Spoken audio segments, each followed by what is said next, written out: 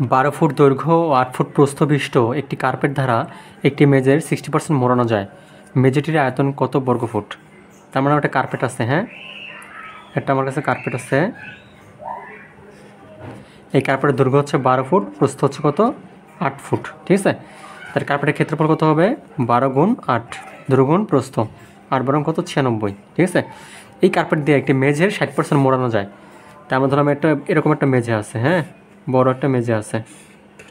তা আমি কার্পেট দিয়ে 60% এখানে পোড়াই দিলাম, হ্যাঁ। কতটুকু এটা? 60%। তাহলে এটা হলো মেঝের অংশ, আর পুরোটা হচ্ছে বাকি থাকে 40%। তাহলে এই 60% ভ্যালু হচ্ছে কত? 96। তাহলে লিখতে পারি 60%-এর ভ্যালু হচ্ছে কত?